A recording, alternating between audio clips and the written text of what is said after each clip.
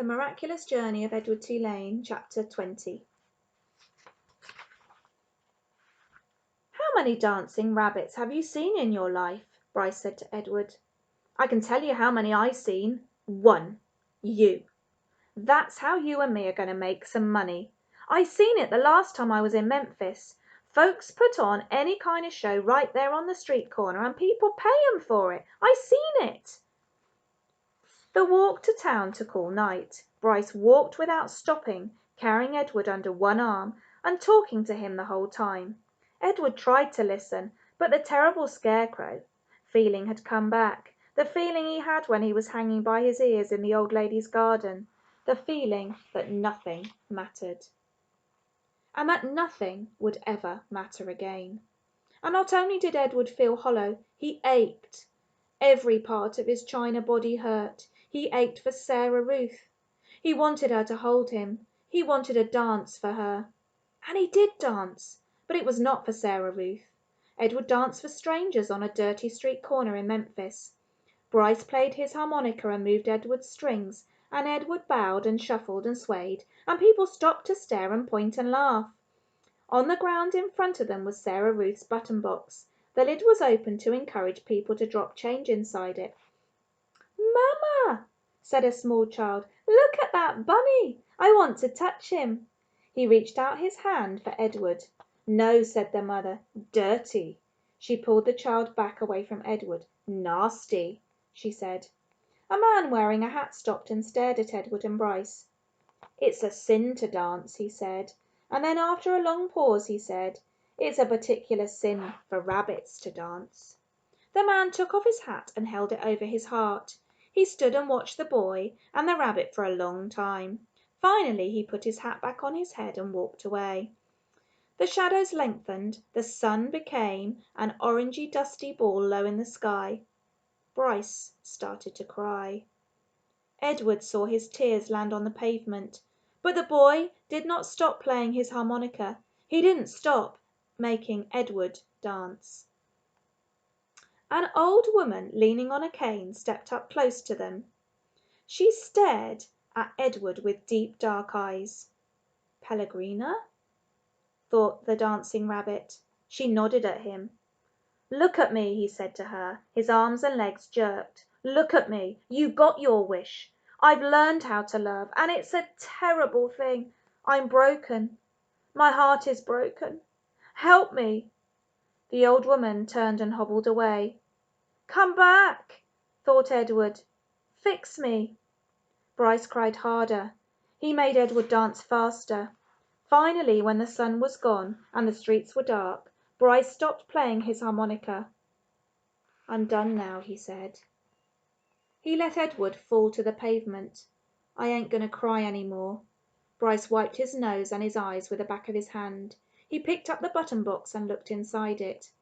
"We got us enough money to get something to eat," he said. "Come on, Jangles." Chapter 21. The diner was called Neil's. The word was written in big red neon letters that flashed on and off. Inside it was warm and bright and smelled like fried chicken and toast and coffee. Bryce sat at the counter and put Edward on a stool next to him. He leaned the rabbit's forehead up against the counter so he wouldn't fall. "What are you going to have, sugar?" the waitress said to Bryce. "Give me some pancakes," said Bryce, "and some eggs, and I want steak. I want a big old steak, and some toast, and some coffee."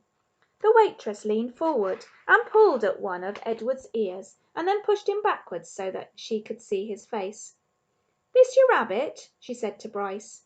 "Yes, ma'am. He's mine now. He belonged to my sister." Bryce wiped his nose with the back of his hand. "We're in show business, me and him." "Is that right?" said the waitress. She had a name tag on the front of her dress. "Marlene," it said. She looked at Edward's face, and then she let go of his ear and he fell forward so that his head rested against the counter again. "Go ahead, Marlene," thought Edward. "Push me around. Do with me as you will. What does it matter? I'm broken. Broken." The food came and Bryce ate all of it without even looking up from his plate. "Well, you was hungry, for you sure," said Marlene as she cleared away the plates. I reckon show business is hard work." "Yes, ma'am," said Bryce. Marlene tucked the bill under the coffee cup. Bryce picked it up and looked at it, and then shook his head. "I ain't got enough," he said to Edward. "Ma'am," he said to Marlene when she came back and filled up his coffee cup, "I ain't got enough." "What, sugar?" "I ain't got enough money." She stopped pouring the coffee and looked at him. "You're going to have to talk to Neil about that." Neil, it turned out, was both the owner and the cook. He was a large, red-haired, red-faced man who came out of the kitchen holding a spatula in one hand. "You came in here hungry, right?" he said to Bryce. "Yes, sir," said Bryce. He wiped his nose with the back of his hand. "And you ordered some food, and I cooked it, and Marlene brought it to you, right?" "I reckon," said Bryce. "You reckon," said Neil. He brought the spatula down on the counter with a thwack. Bryce jumped. "Yes, sir. No, sir. I cooked it for you," said Neil. "Yes, sir," said Bryce. He picked Edward up off the stool and held him close. Everyone in the diner had stopped eating. They were all staring at the boy and the rabbit and Neil. Only Marlene looked away. "You ordered it. I cooked it. Marlene served it. You ate it. Now," said Neil, "I want your money."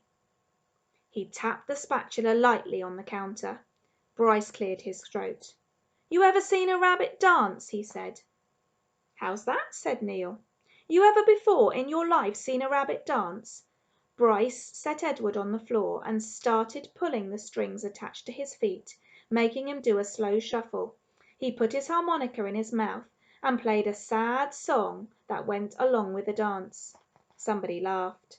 Bryce took the harmonica out of his mouth and said, "He could dance some more if you want him to. He could dance to pay for what I ate."